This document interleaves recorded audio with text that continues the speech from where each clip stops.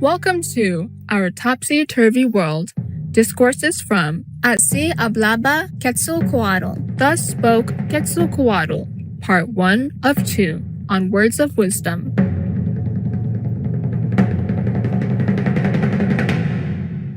Así Hablaba Quetzalcóatl, Thus Spoke Quetzalcoatl is a beautiful tale that offers upliftment to all truth seekers yearning for spiritual understanding. In this book, we follow the travels of the legendary Aztec god Quetzalcoatl, vegetarian, who is the story's enlightened master. In his offering of discourses to earnest seekers, we see that Quetzalcoatl, vegetarian, highlights the importance of the inward journey. Transcending both time and space, this journey connects us with the inner heavenly light and music.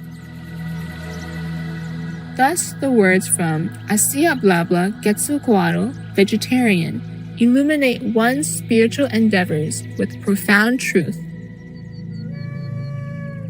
Today, we are pleased to present selections from Así Hablaba Quetzalcóatl, Thus Spoke Quetzalcoatl, where the enlightened master teaches us that not all things are as they seem.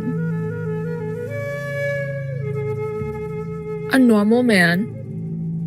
An elder who came from faraway lands, from a city called Chichen Itza, went towards Quetzalcoatl and told him, "Brother, never have I, in any land my feet have set foot on and my eyes have seen, felt what I feel in your presence, nor has my heart ever been swelled as when I listen to your words. Also, in which place on earth does it so happen that when someone speaks, they are listened to by those who are enemies and have each other as evildoers, and nevertheless both remain pleased and all are twined with your voice?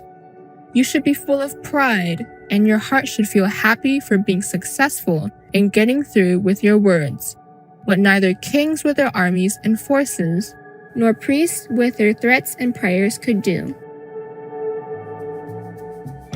And he answered him, "Because people don't do what is normal. Don't you try to elevate me, the one doing what is normal." An earthenware pot was given to people not to be filled with hate and selfishness, but to be filled with love. A mouth was given to people not to be used as a sword, but to console.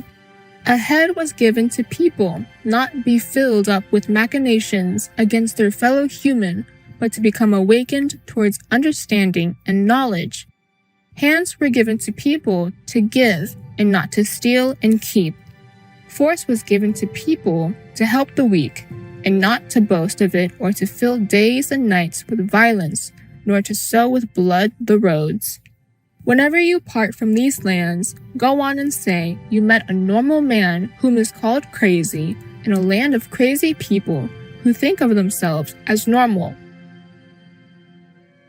And the elder took those words along within his heart. The state the master reaches makes him have no consideration towards himself. The master never puts himself in a superior position. On the contrary, he makes brothers and sisters race up to his same condition. All that the master wants is to enlighten.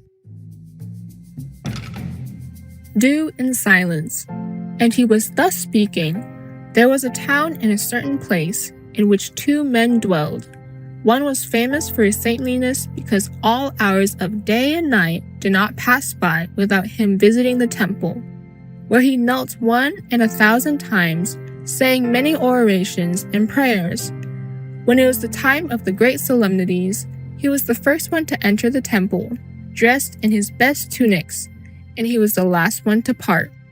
And of all he had, he scarcely gave a tenth, considering this too much, and only as to ease his conscience, and as to make nothing but a beautiful show. And here was this other man, not known for his holiness, because he did neither set foot in the temple nor attended the great solemnities. And many looked at him with wrong eyes, saying, "Is it perhaps that this one doesn't believe in God?" leading them to raise too many blasphemies against him and his house.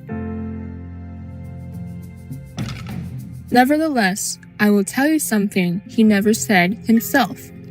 Every day when the sun rose over the town, he was already walking along its streets so as to, in his silence, look for necessity. And while walking through them, he was praying in his heart, asking for strength for all his brothers and sisters in town so that they could transcend the problems that day could bring with it.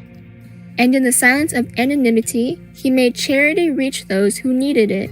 And also in silence, he helped with his words those who asked for them.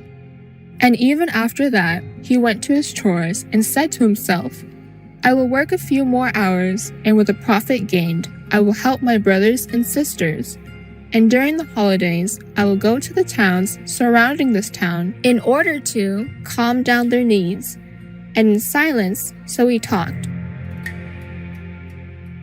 And Quetzalcoatl said, Indeed, I tell you that the latter does not need to go to the temple, because he himself is a temple.